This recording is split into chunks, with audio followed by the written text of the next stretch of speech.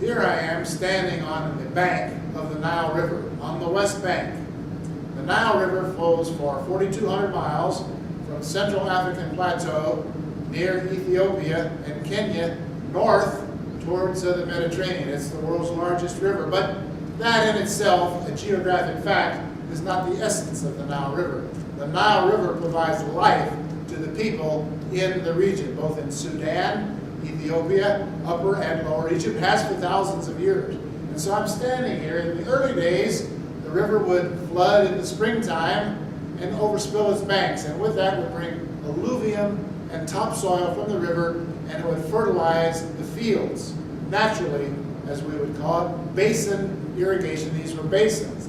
They would cut a hole in the dike where I'm standing, the water would flow in, they fill it up, they would have irrigation for the year. Now we've got much more sophisticated, and we have the Aswan High Dam and other cataracts which control the flow of the river. This has done several things. One is it has kept the topsoil flowing down the river from overflowing the banks and the water that brings the viable nutrients, and so the fields aren't as very fertile any longer. They've had to import chemical fertilizers, which has been expensive.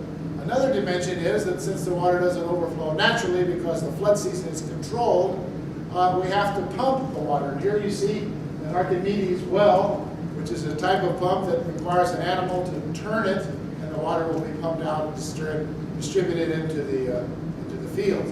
Still, Egypt is the world's largest producer of cotton because it has over 300 days of sunshine and ample water supplies. But this is all within 2 or 3 miles of the Nile in its entire length, and especially when it gets to the delta and fans out. That's the area, the land of Goshen, where the Israelites were indentured as slaves to produce the cotton and the other grains that was necessary to feed the population. So today, the silt goes down the river, it doesn't spill over, and so it fills up the dams, and it silts up the dams, and it makes them less effective. Consequently, it has turned upside down the hydro-politics and the hydro-economy and ecology of the entire Nile River. Another thing is the flow doesn't get rid of the schistosomiasis like it used to, and it's staying in the water. It's standing water. There's some flow, but not the flow that it used to be because of this control of the water flow. And so consequently, the river is not as sanitary as it used to be.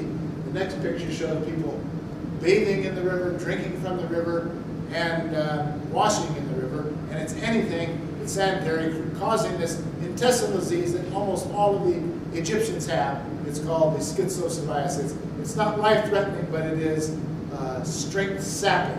Let me show you that picture.